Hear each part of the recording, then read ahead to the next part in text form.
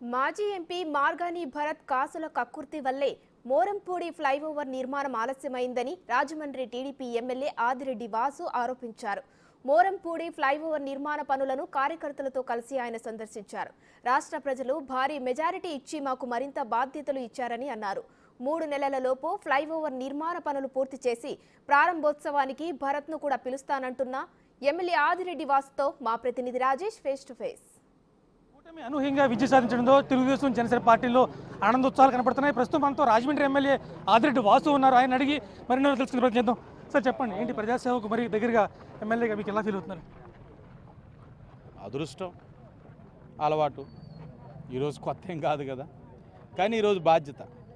ఇంత మెజార్టీతో అంటే ప్రజలు ఇచ్చిన బాధ్యత. ఈ బాధ్యతను చాలా జాగ్రత్తగా ముందుకు తీసుకెళ్ళాలి.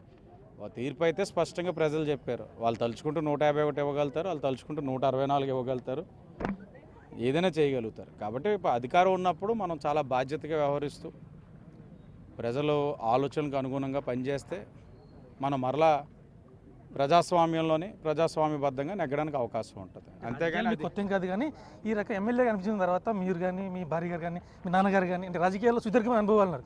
అయితే ఇప్పుడు వచ్చిన మెజారిటీ చూస్తుంటే ఏమనిపిస్తుంది మీకు? బాధ్యత పెరిగింది బాగా. అంటే మేము ఊహించింది అది. మీరు చూసినట్లయితే మొదటి రోజు నుంచి కూడా 50,000 పైనే అన్నాను నేను. ఎక్కడా కూడా నేను తగ్గుతుందో లేకపోతే 40,000 అని కూడా నేను మాట్లాడాలి.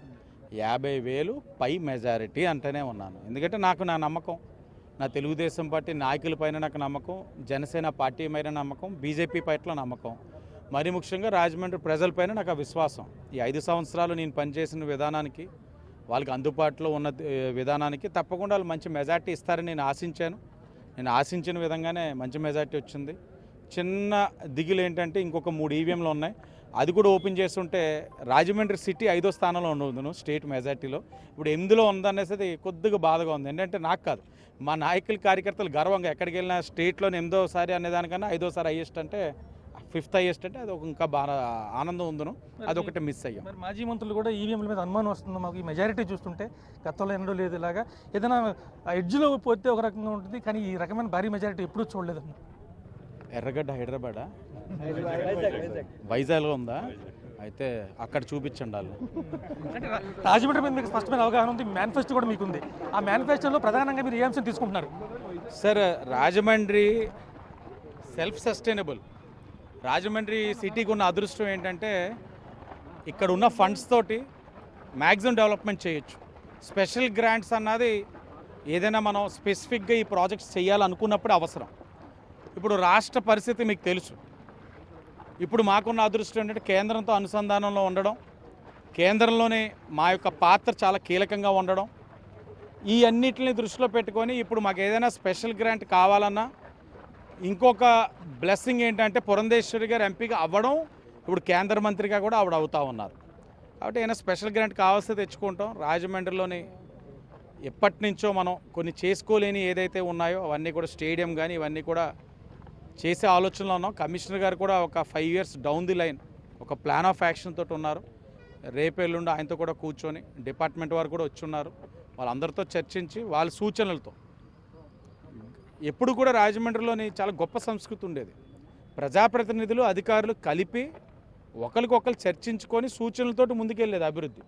ఏనాడు కూడా ఒక ప్రజాప్రతినిధి అధికారులను శాసించి నువ్వు ఇది చేయి అది చేయని చెప్పేది లేదు.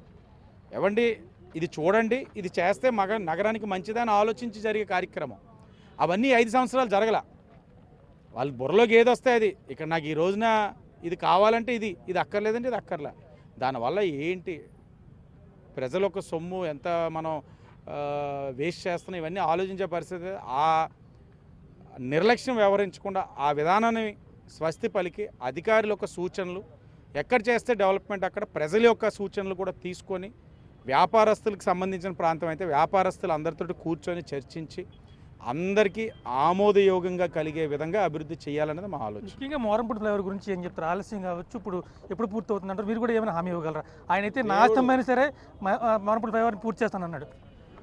దేవుడు స్క్రిప్ట్ రాశారు, ప్రారంభించింది తీసుకొచ్చింది మాజీ పార్లమెంట్ సభ్యులు మురళీమోహన్ గారు. దీన్ని ఓపెన్ చేసేది ప్రస్తుత పార్లమెంట్ సభ్యురాలు పురంధేశ్వరి గారు. ఇండోర్ స్టేడియం కూడా ఒక 5-6 నెలల్లో మొదలు పెడతాం. రివర్ ఫ్రంట్ కూడా టూరిజం మేము ఏదైతే మేనిఫెస్టోలో ఇచ్చున్నాం దాన్ని కూడా ఒక 15 రోజుల్లోనో లేకపోతే 20 రోజుల్లో స్టార్ట్ చేయడానికి అవకాశం ఉందని కమిషనర్ గారు మాట్లాడారు. ఎస్సీ గారితో కూడా మాట్లాడుతూ ఉన్నాం. ఈ 2 అవుతూ ఉండగానే ఐటీ హబ్ కూడా రాజమండ్రి తీర్చిదిద్దా అన్నాం. 2 ప్రాజెక్ట్స్ కూడా వచ్చినాయి, 2 కంపెనీస్ కూడా సిద్ధంగా ఉన్నాయి. దాన్ని కూడా ముందుకు తీసుకెళ్లే కార్యక్రమం జరుగుతుండగా ఒక పక్కన ముఖ్యమంత్రిగా ప్రమాణ స్వీకారం 12వ తారీఖు అవుతుంది. మొదటి సంతకం మెగా డిఎస్సి తీస్తాం, తద్వారా ఉద్యోగ అవకాశాలు. రెండో సంతకం వచ్చి ఈ ల్యాండ్ టైటిలింగ్ యాక్ట్ని రద్దు చేయడం.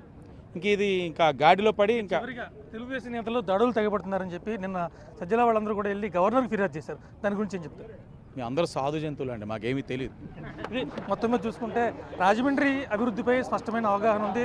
దానికి సంబంధించిన మేనిఫెస్టో కూడా మా దగ్గర ఉంది. అలాగే తెలుగుదేశం నాయకులు దాడులు తెగబడుతున్నారు అన్నది హాస్యాస్పదంగా ఉందని చెప్పి ఎమ్మెల్యే ఆదిరెడ్డి వాసు అన్నారు. కెమెరామెన్ రవిశంకర్తో రాజేష్.